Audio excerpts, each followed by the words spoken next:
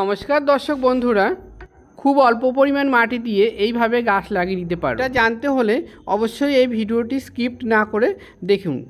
একটা বস্তার মধ্যে ছেঁড়া কাপড় আর সবজি খোসা ও পেপার দিয়ে গাছ লাগিয়েছিলাম, আর সেই পেপারগুলো এবং সবজির খোসাগুলো এখন মাটিতে পরিণত হয়েছে। আমি পুনরায় এই ছেঁড়া কাপড়টি ব্যবহার করছি। তোমরা যারা সেই ভিডিওটি দেখোনি, আমি স্ক্রিনে দিয়ে দেবো, পুনরায় দেখে নিতে পারো। এখানে ওই বস্তার মধ্যে ছেঁড়া কাপড় দিয়ে তারপরে আমি কিছু শুকনো পাতা বস্তার মধ্যে দিয়ে দিলাম। এই শুকনো পাতাগুলি গাছ বড় হতে হতে লিভ কম্পোস্টে পরিণত হবে।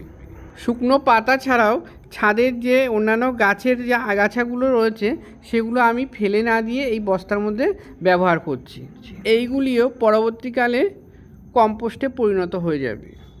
এরপর এই বস্তার মধ্যেই দিয়ে দিচ্ছি কিছু পরিমাণ ছেঁড়া পেপার। এই পেপার ঢাকার যে দূষিত পদার্থগুলি রয়েছে সেগুলি পোকামাকড় আসতে বাধা সৃষ্টি করে, তবে ওই পেপারে থাকা কার্বন গাছের জন্য ক্ষতিকর নয়। এরপর এই বস্তার মধ্যে দিয়ে দিচ্ছি সবজির খোসা।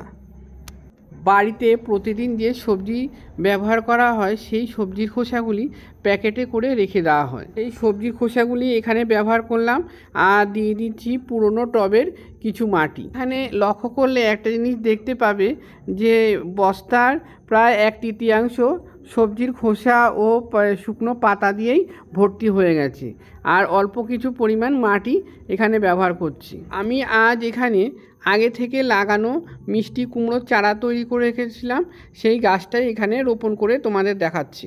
তোমরা চাইলে যে কোনো গাছই এই পদ্ধতিতে লাগিয়ে নিতে পারো। তোলার সময় অবশ্যই সাবধানতা অবলম্বন করতে হবে যাতে করে কোনো রকম শেকড় ছিঁড়ে না যায়।